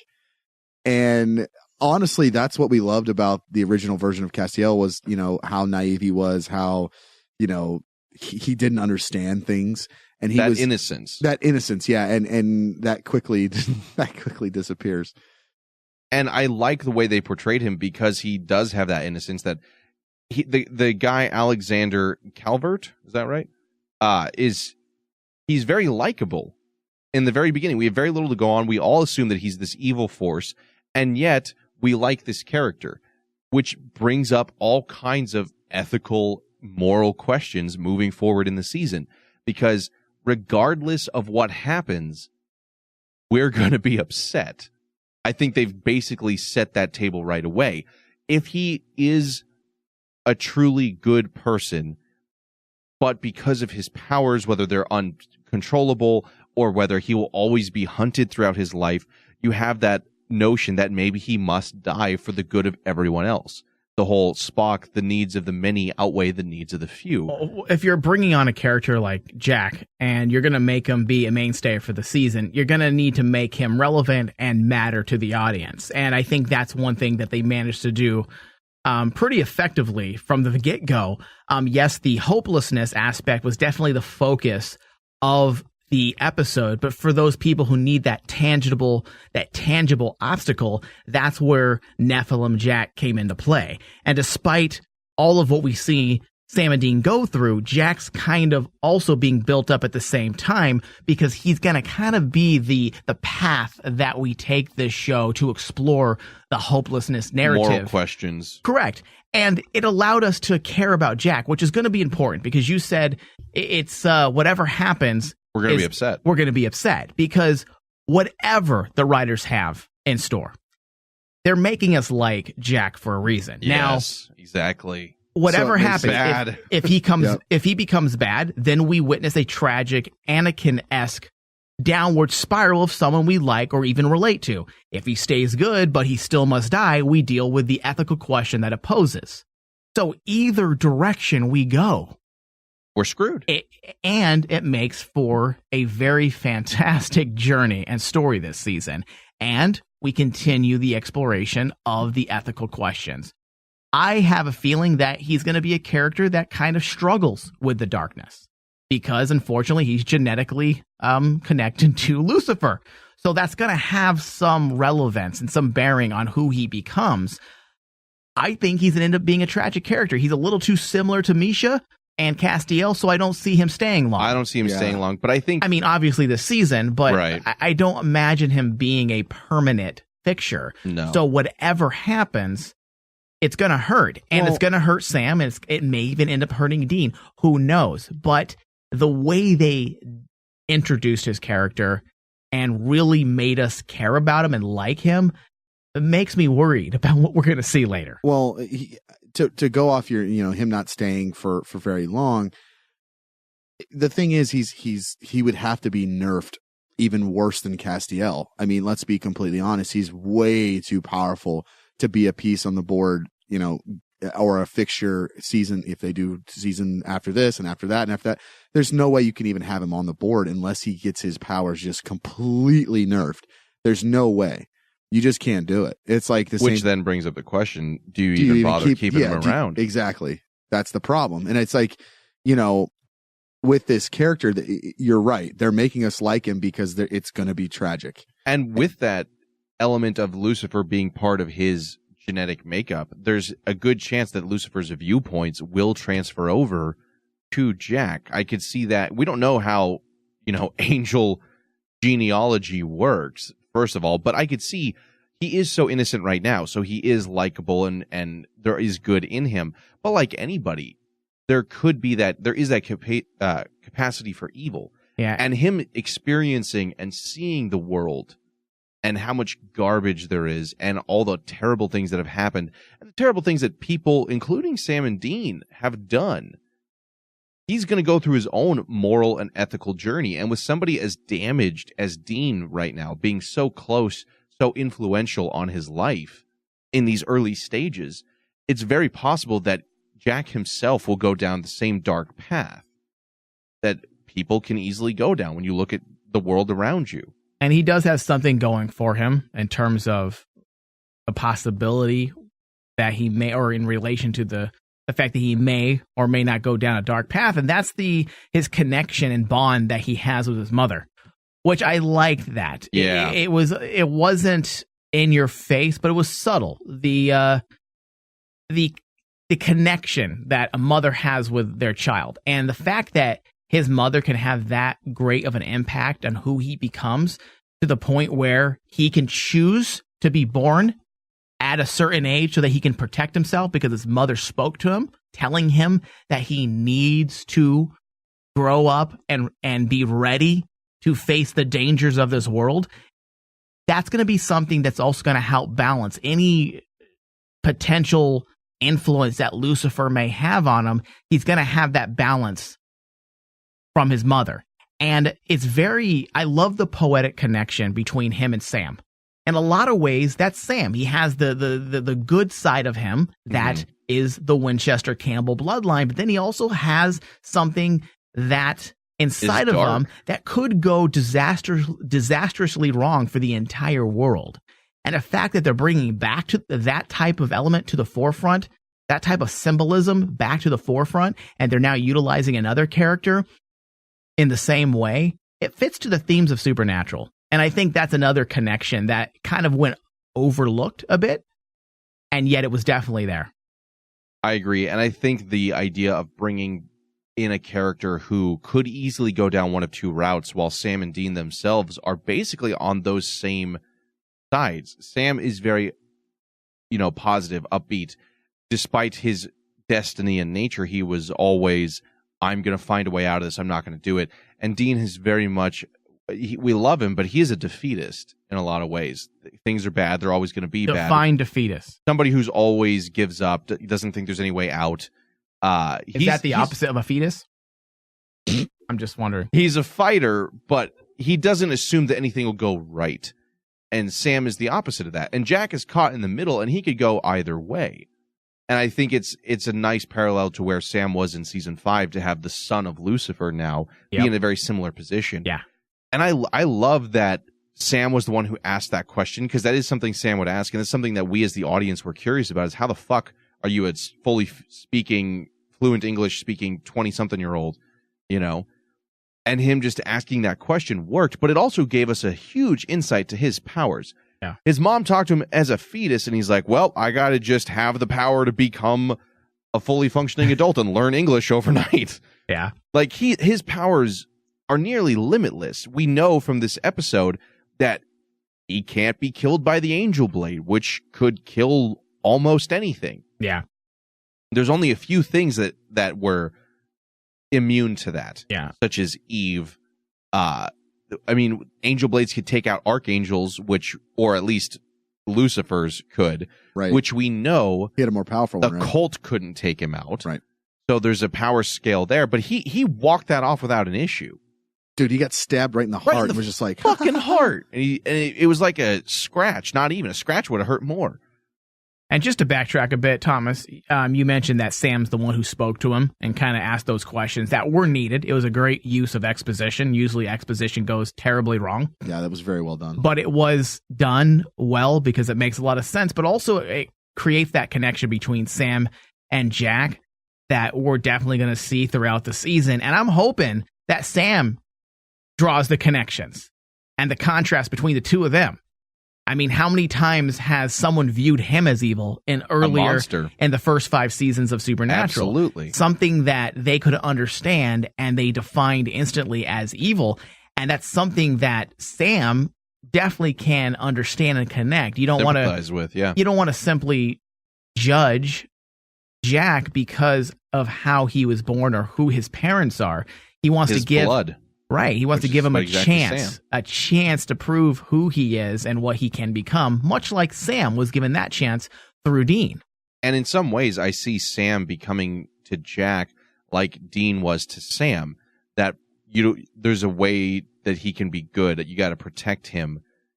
And Dean is so far gone at this point and will continue to be that I think he might, with his determination to kill Jack, Sam stepping in the way will have Dean finally have that self-reflection where Sam's doing for Jack what I did for him years ago.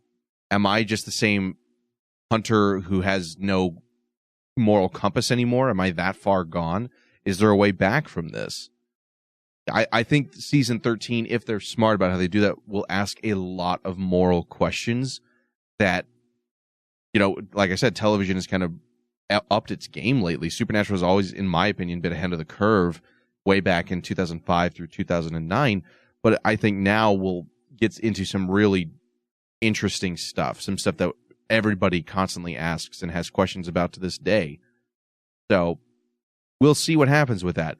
But we do know that Jack isn't completely immune to everything. We got a little bit of show, don't tell too much in this episode, where we see that he can't be killed by the Angel Blade somehow, but he is wounded by Angel Radio. It hurts his head. It makes his powers not function properly. It causes him physical pain. Yeah, I kind of got the Superman vibe that he has to accolade himself to his atmosphere or his surroundings. Like, that's kind of what I got from it. The fact that he's kind of sensitive to things that he's not used to yet. Like Daredevil in his hearing in the beginning. Yeah, it's like he needs to get adjusted. Something that he's never, experienced before. I'm assuming eventually he's going to be able to adjust. There's no reason why he shouldn't be able to listen to Angel Radio. Right. I mean, this wasn't an issue with previous Nephilim that we encountered. So at least we didn't see it, but I would think that it would have an issue as well. It could be just an allusion to the fact that he is a newborn child, sensitivity to light or overstimulation or anything really. I mean, he's only had interactions with the real world and people on Earth talking to him. Angel Radio is a completely different thing. It's otherworldly. Yeah. So maybe that has a different effect. Maybe his human DNA isn't compatible with that. Yeah. And that'll be the big hindrance for him. Regardless, it was an effective handicap from a writing standpoint. It was a good way not to make him all powerful and defeat everybody around them. It was a good way to make him vulnerable. I agree. I think I'm interested to see what will happen with that, because I liked how violent the angels were in this episode as well. Yeah. They felt old school. Super it old felt school. Very old school. I was like, holy shit, these are the guys who were working with Castiel and Uriel in season 4. Yeah, where were they at last year? Dude, nowhere to out? fucking be seen. Yeah. I'm glad to see they, they have their fangs back in some ways. And I know through the alternate dimension, we're going to see darker versions of demons. I think this whole season is going to be darker, more violent, grittier, asking serious moral questions. And I'm excited for that. But while it is fun to see where the angels go, there's only one angel we really want to know about, and that's Castiel. And we know he's coming back, so that does beg the question, where is he? We know that they've been talking about the empty, or Robert Singer talked about that might be where he is. Is that him being sent there a direct result of him killing Billy the Reaper? Was that the cosmic consequence, that whoever breaks this deal will be sent there? Are they going to finally come up and answer that question? Because while season 12 had some issues, there was also a lot of answering questions like what happened to the cult, the alphas. We had elements that were finally given some history on. The empty was talked about, but we never saw anything with. Is this the cosmic consequences? Is he trapped there? How will he even get out? I'm really curious as to how they explain what happened to him. Why did he go somewhere else? Or is this where all angels go when they die? Is there a separate, purgatories for monsters, heaven and hell's for humans, but there's been a lot of dead angels. What happens to them? Definitely an interesting question. Yeah. We also have Mary Winchester and Lucifer at the very end of the episode as the little teaser. That was one thing that I was like, ooh, are they going to show what's going on over there? Are they going to leave us kind of hanging for maybe the next episode or whatever? But I'm glad they showed that, because I was thinking it, like, towards the end, I'm like, I hope we get something here, to show us what's going on in the alternate dimension. So that's interesting, because, reality. You're thinking, okay, well, obviously Lucifer's going to kill Mary, and then it's not what you think. Well, I liked how he didn't kill him, because Lucifer, while he is violent and vengeful and rage-filled, he's also very smart, so I like to see what his plan is. We know from news over the summer that Michael is going to be involved. Is he going to use Mary as a bargaining chip for some kind of different reality situation? Is she as important in this dimension as the Winchesters and Campbells were in the previous one, where they were part of destiny, that Michael and Lucifer knew about them? It may be as simple as the fact that Lucifer knows that Sam and Dean will do anything to rescue her, and he wants to be nearby so he can cross on over. Right. Who knows? If he keeps her alive, he has a chip that they will make a mistake for. Right. If he kills her, then that's just it. There's no advantage to that. He's smarter than that. But either way, it's not going to be good for her. Maybe. I think they're going to fall in love. Yeah, that's the new... She already hooked up with Ketch, so now it's on to Lucifer. Yeah, have a Jack Sam baby. Another Nephilim. Mm-hmm. You guys have another brother. Oh, God. His name's not Adam, though. Why does I don't know why Mary's all of a sudden grunting and violent. Why is Mary with a trucker voice? Why is Mary a drunk trucker? I don't know. She's been hardened by the other. The other side's really fucking dark. It's really rough. Everyone over here. I got a raspy voice and starts smoking cigarettes. Suddenly she smokes like 2 packs of menthols a day. Like, hey guys, lay back. What? He's trying to do the robot voice. It just sounds like he's a fucking Oompa Loompa. You are the worst. Dude, voices. Go to a voice coach if you're going to keep doing it. Nah, it's more fun if I don't. I want to know what love is. That's a great voice. You guys can't hate on that one. That one's pretty good. Oh, my God. We're going to take a... You're so horrible. Jesus Christ. We're going to take a quick break, not and then we're going to get into bombastic. some of the filmmaking aspects of the episode, our final thoughts, and previews for next episode. God, Ryan's throwing me off. We're taking a break. The Crossroads videocast is here. Retrospective reviews, discussions, theories, and geek outs. Plus, a Wayward Daughters edition, all available when you pledge $10 or more a month to our Patreon account. Same show, just more of it. Head over to patreon.com/RainmanDigital to play.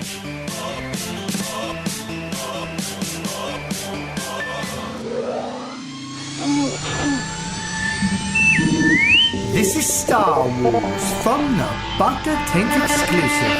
That thing's operational. How do you feel about seeing a fight scene in a Star Wars movie that has nothing to do with Jedi, and it's between Finn and Captain Phasma? Do you think that's a good call? I think it is, because, like, here's the thing. We have to understand that they're trying to actually promote that the universe is larger than what we thought. Right. When everyone was like saying, "Oh, why is Finn allowed to use a lightsaber?" I'm like going, well, "Why can't he use a lightsaber? It's a tool." Yeah, but it's also a Jedi weapon. It's sacred. If he's not a Jedi, he shouldn't be wielding it. That's how I feel as a Star Wars nerd. He can still activate it, and he can swing it like a bat. Yeah, guess what? I can also activate my dick and swing at it like a bat. It doesn't mean I'm going to go into battle with it. Exactly. TheBatTank.com for more details. And get ready for an excitingly good time. Also, if you've missed our last show, you can also find us on your Stitcher app. Search Back to Tank.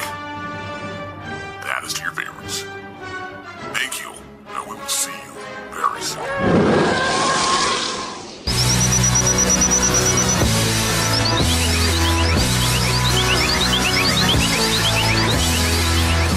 Welcome back to Supernatural: The Crossroads. Last little bit here, we're going to talk about the visual effects, which not just the title card, which we all love seeing what the new title card's going to be, and I was very happy with it. I thought that looked pretty fucking cool. One of my favorites. Yeah. An instant win for me. Very memorable, too. Yeah, and that's something that I think Supernatural has always done pretty consistently. Consistently is the title cards. And whether or not you are on board with the story for the season, I feel like the title cards are always it's always something that a lot of the fans are looking forward to seeing, because there's also, if you know what to look for, there's clues to what we may see later down the road in the season. And that's the funnest part of those title cards for me. I just loved the Sauron feel it had to it. Super cool. The all-watching eye. So is that going to play a part in the story somehow? Is it just because his eyes are golden? Is there going to be a watching, all eye is seeing Sauron aspect? Is there a dark side to his powers that we're not privy to yet? Yeah, I mean, we already know that he can see things, right? Potential futures. He can also show you visions, as we saw. That was, I guess, a portion of his power when he was inside his mom's womb. Yeah, he knows things that he didn't actually see. He knows how they happened. Right. So is that title card showing us something? Are they playing homage to Sauron for a specific reason? Who knows? I liked it either way. I thought it looked cool. They're going to have to take the ring to Mordor. It's just what's going to happen, dude. The impossible journey? Yeah, absolutely. Duh. Sam actually becomes Samwise. Dean's Frodo, depressed and angry and upset. Oh my God. Let me hold your burden, Who's Frodo. Smeagol? Oh, that's Jack. That's easy. We also got to see Jack's powers in action, very much talked about all throughout season 12. It's this weird slow motion golden force power that seems far more powerful than anything we've experienced before. Demons and angels have the ability to throw people around with telekinesis, but I don't think we haven't actually seen stop time kind of thing. And we actually haven't seen the power. Like, this is actually something visual. Yes. That we see. And I like it so far. I think it works. It's different. And that's kind of the first thing I thought about. And I don't envy the visual effects crew and the ideas they have to constantly come up with after 13 years. How do we come up with a power that's never been seen in Supernatural? That we can do repeatedly. It just gets harder and harder. Cost effective. The overall rendering of the visual effects was spot on. I felt like it was a good call to go to, giving us a little bit of an overcrank reaction, or I guess, what is it? Reaction to the... What's the word I'm looking for here? We don't know. I can't read your mind. The slow motion effect? You're not Jack? You don't have Jack powers? I don't have Jack powers. No. I have Jack off powers. Oh. That's different. Can you come here and touch me? And maybe suddenly I'll have that power as well, and I'll be able to see what I'm trying to say. Okay. No, but visually, I think it worked. It's something we haven't really seen before, and that's always the hard part. Yeah, and it's a silver lining to new visual effect shots, right? That we see. It's like, is this something we've seen before or not? And I felt like it worked. Not just that, I think that for me, while the Jack powers were cool, Jack powers. I'm not going to say the other way Ryan calls them. Just say it. It's a jack off power. Well, the jack it off is jack off power because he kind of repels people off of him. Of me. Yeah, get off me as I jack you off. No, it's jack off. Jack off me. No. Yeah. Wait, Jack me off? I'm so confused right now. Anyway. What if they give him that name because he becomes part of the crew and he's like, has to pretend he's an FBI agent as well? Hello, my name is Jack Mehoff. Yeah. Mehoff. Jack.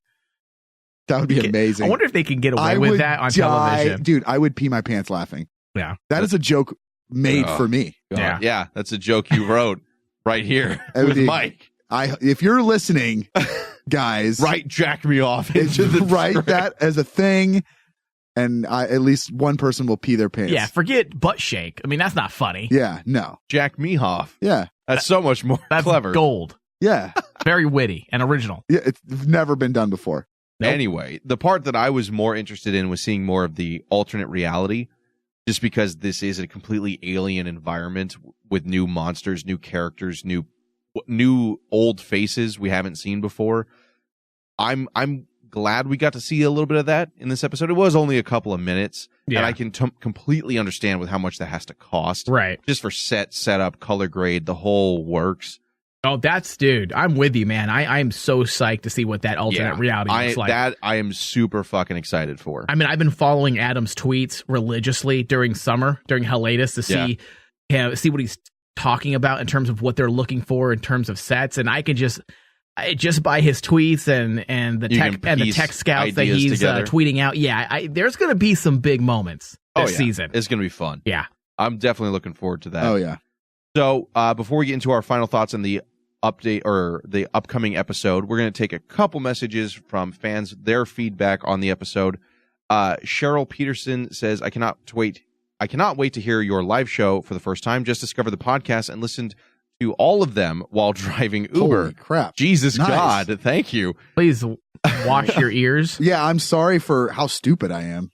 The horrible things you had to have heard all in one sitting. God, it's awful. Sittings. Helped me get through the last month of hiatus. The opening scene scared the crap out of me more than any scene before. And then the title card. I was screaming at the whole thing, and my daughter was like, what the fuck? Sounds like a listener language for our show. I don't know why it affected me so. Been worrying all summer about Mary stuck with Lucifer in an alternate universe, then forgot all about her when the show started. The whole episode seemed very surreal, maybe because I had to watch on my phone. Were they filming differently? But oh my Chuck, Dean's prayer. Wow. I think we kind of touched on this. What made this episode feel so much different, honestly, was the emotional tone everything had. We ourselves were Dean going through the emotional, did that just happen? How are we just driving down the road right now? Cass is dead in the ditch back there. Like, that fallout for the characters really hit us. And I think, Mike, you're right with what you said earlier in this episode. That's a very new thing for Supernatural, to go a complete episode, all in on the emotional feedback.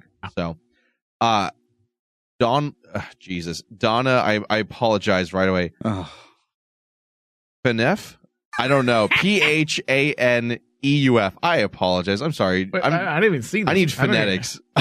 God, this is amazing. She says, Dean's plea for Cass would have held more weight for me if I didn't know about his return in some form. I liked that Dean also had asked for Crowley back. I liked Jack, but I trust Dean, so he has to go. I wanted to make note of her comment because it's exactly what we said, with knowing that people are coming back from the news interviews, from producers, from everyone wanting to know some tidbit before we get to the show. As she said, as we've said, does take away from it in some way. I do wish we could have some sort of, non-disclosure agreement. Or muzzles. Hiatus muzzles. Gag, hiatus muzzles. It's not a muzzle if it's a ball in your mouth. That's a different thing. That's a gag, right? Yeah. Yeah. Yeah, I'm into those. That might be sexy as well. Just it says, all right, everybody, it's hiatus. Come here and get your ball gags. Get your ball gag, free for everyone. You guys don't know how to keep your nasty potty mouths closed. Wow. So here's a gag. Do you what have character is that you're doing right now? Do you have a writing prop too? Like Michael Flores, sex toy seller? Sex toy. Wow. Talk about exposition. Hello, Michael Flores, sex toy seller.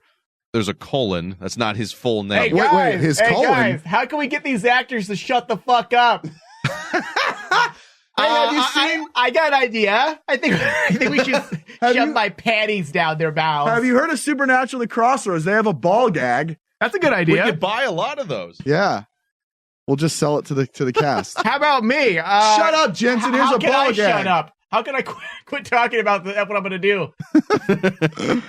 I'm just joking. I love everyone. And ball gags. Yeah, they're great. Well, let's invest in ball gags.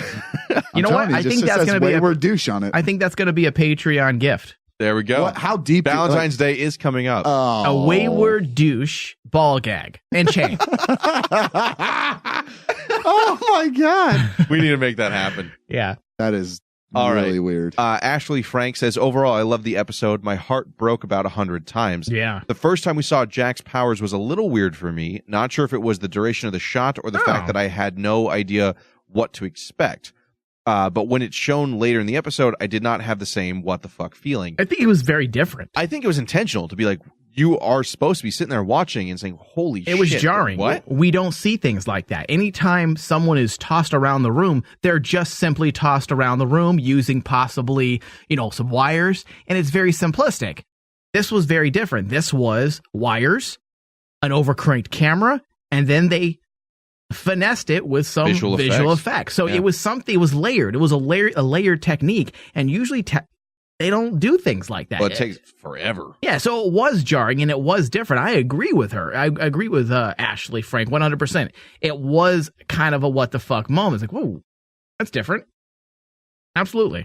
She also goes on to say, I'm not sure why they bothered with Dean's dream sequence that followed. It seemed unnecessary to me, but I thought the episode was great. On your rating scale, I'd give it an A-B+.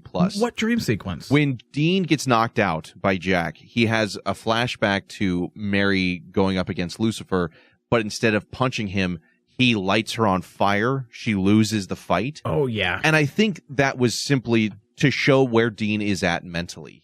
He's worrying about his mother. Sam was saying, maybe mom's still alive, maybe there's a chance. This dream sequence shows that Dean is convinced she's dead. Yeah, she died immediately the second she went through that portal. There's no one left. There is no hope. I think that's just a visual cue for where he's at mentally. Yep, that's exactly what it was for. I agree. Yeah. I did feel bad for Mary that they burned her again on a roof, but I mean, hey, if that's her fate. That's her thing, man. She got to stay away from fire. Yeah, I did laugh, though. I looked at Maggie. I'm like, oh, they just did it again to her. This poor woman, constantly getting burned. They're like, hey, so remember that thing you did in the season 1? You're going to do it again. How do you feel about being set on fire again? With a Move to Alaska. With a weird twisted leg. You cool with that? Cool. Yeah, why not? One last one here.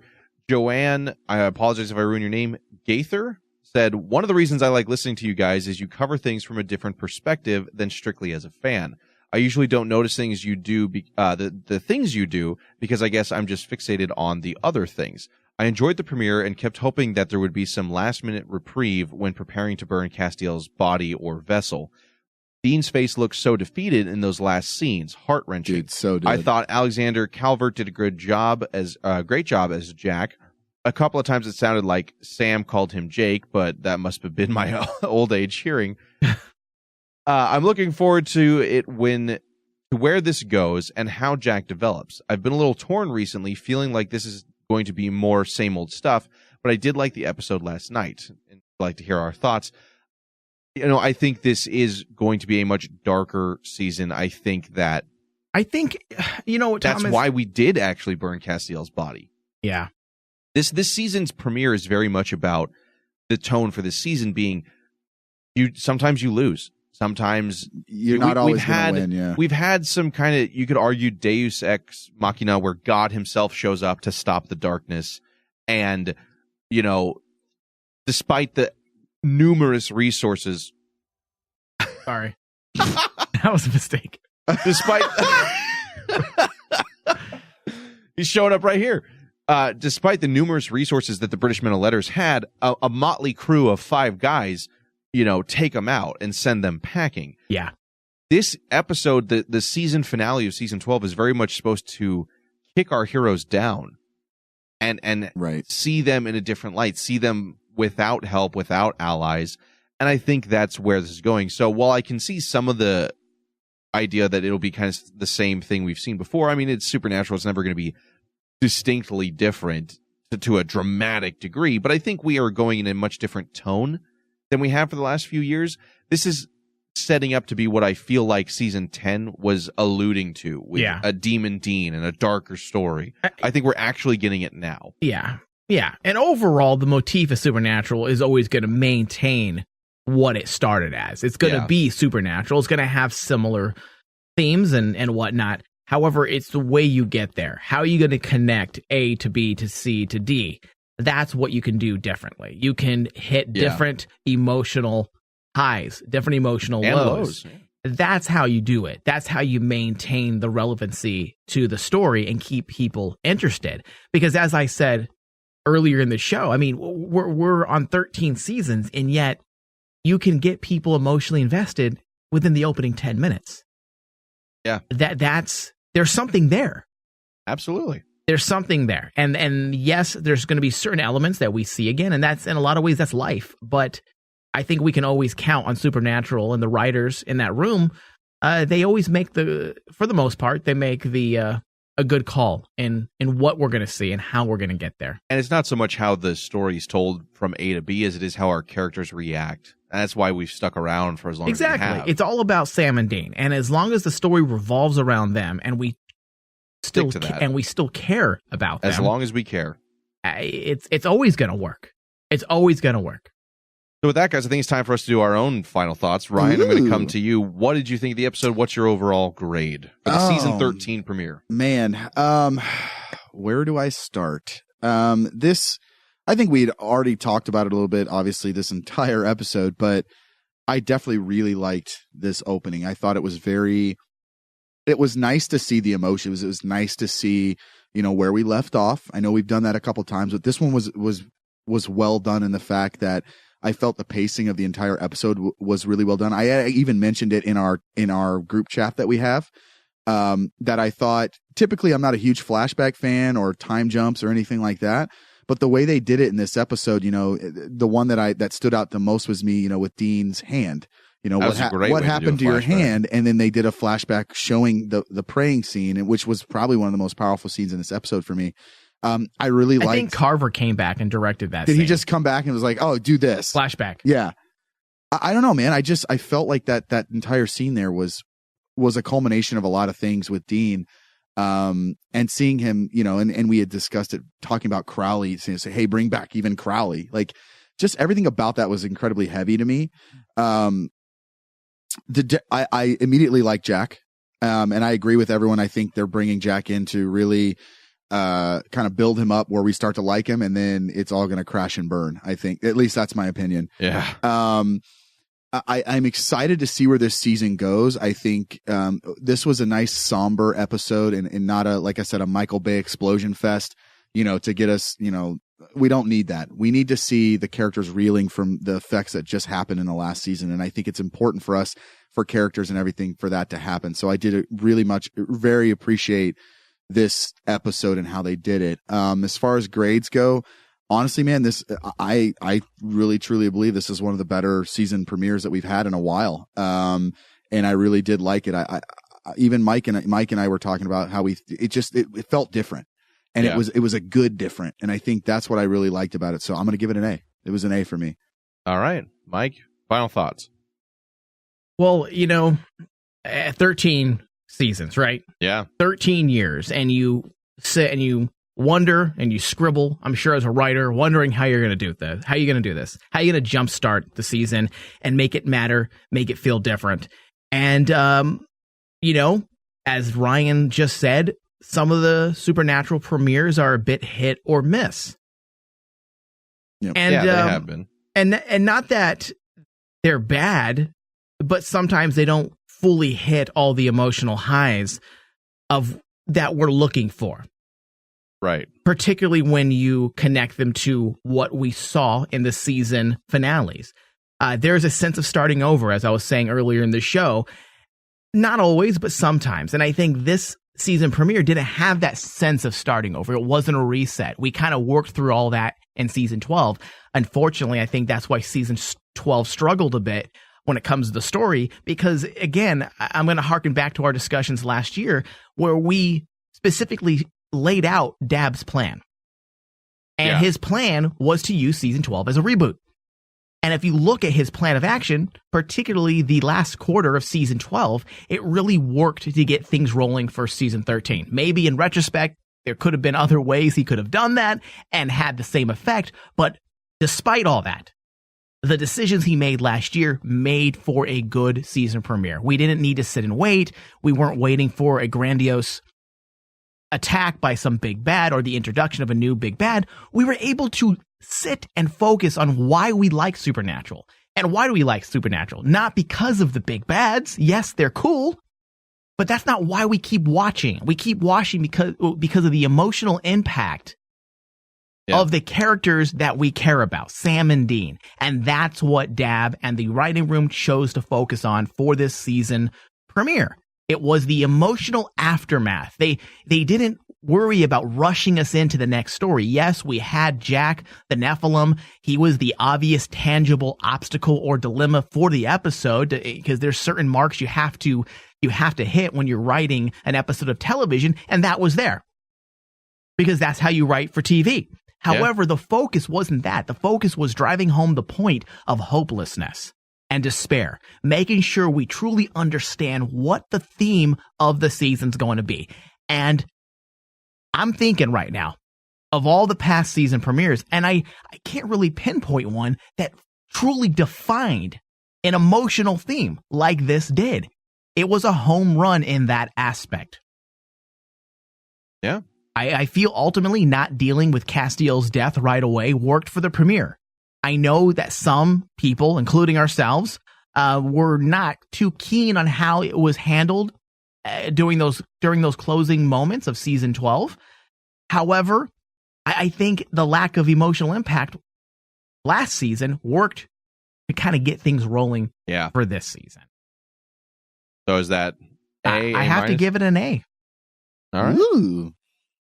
2 A's so far. Don't fuck it up, Thomas. I agree. I think that this episode was distinctly different from a lot of other premieres because of the emotional element, how much they focused on that, and how that is distinctly different from previous seasons, especially, 10, 11, and 12 moving forward. They were kind of part 1 and part 2, or even part 3 as far as season 10 was concerned. And they set up things, but we didn't really deal with the emotional fallout. And looking back on it, the season 12 premiere, the emotional fallout of Mary being back from the dead didn't hit like we would have really thought it would have by comparison to the season premiere with Castiel's death. I think that it was incredibly well done to have an episode just be about the emotional fallout, because it plays to the strengths that Supernatural is about, the characters and their relationships with each other. And you don't need a big bombastic play the song premiere element to make the episode great. What you need is just characters and moments that we will remember forever. I think that season 4's premiere with Castiel first showing up is one of the most memorable season premieres. And I think that his funeral here is one of the most memorable as well. Completely different reasons, but it works so fucking well. Jack was a great introduction to his character, where things are going, and I loved the overall tone of this episode. Yeah. It resonated perfectly, and I think this is how Supernatural should work on its premieres moving forward, having it be that fallout, letting us emote. And I think that's one thing that Supernatural does very well compared to other shows. A lot of shows like to shock us with stuff like Walking Dead or Game of Thrones. Oh my God, I can't believe that person died. Game of Thrones is a little bit better. There are some times where characters will actually react to things. Right. But it's also laced with other shit going on. Tons of different characters. This episode was really 2 characters, more Dean than Sam even, reacting to this. His own little prayer to God who ignored him. And I think the amount of relatable elements to this episode and potentially this season moving forward is a great setup. I agree with Mike. 12 suffered for some reasons that we've gone into great detail about, but I think it was trying to set up this clean slate season to give us what we've got now. And I think so far with the last quarter of 12 and the beginning of 13, it's paid off. So for me, this episode is also an A. I love the episode. Triple There A. are very few that will make anybody cry as much as this one did. Yeah, this one definitely. Especially for the hardcore fans who have been with the show since day one. It's a huge thing. So now we're going to get into the upcoming episode. Ryan. No? Negative, Ghost Rider. We need to wrap. Yeah. Are we? Oh, shit. Yeah, we're running way late. We're way late. All right. Well, then we're just going to talk about the upcoming episode next week. We want to thank everybody for taking the time to listen to us, especially if you're on the East Coast. We know it's late there. Make sure to like us on Facebook, Crossroads, Supernatural The Crossroads. Check us out on Twitter, and we will see you all next week. Mr. Bombastic, tell me fantastic. Touch me on me box, she says I'm Mr. Romantic. Call me fantastic. Touch me on me box, she says I'm Mr. Smooth. Just just like a silk. Soft and cuddly, hug me up like a quilt. I'm a lyrical lover. Now take me thin filled with my sexual physique. You know me well. Go ahead. Like I know the fucking words to this Thomas, song. we're back on the air. Go ahead, sing. No. Go ahead, sing. Come on, Bombastic. karaoke. Come on, you That's can do as far it. as you're going to get. Come on. You can use that drop, that Come on. me saying that word, Thomas and is then bombastic. splice it together. He is real and call it a day. spastic. Come on. Says the wrong words, doesn't know what he's saying. Listeners want to hear, Thomas. Come on. I don't know the words. I'm not singing it. Just make it up. Suck it.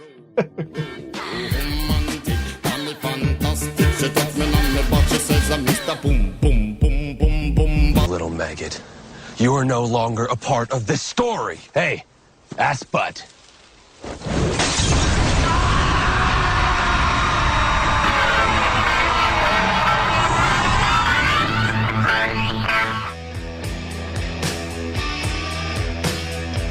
Coming in November is the Crossroads Wayward Sisters edition. Find out the latest breaking news and speculation surrounding the newly announced spinoff series. Available exclusively to our Patreon subscribers. Pledge $5 or more a month and gain access to this, plus hours of additional content. Head over to patreon.com/RainmanDigital to pledge. She rides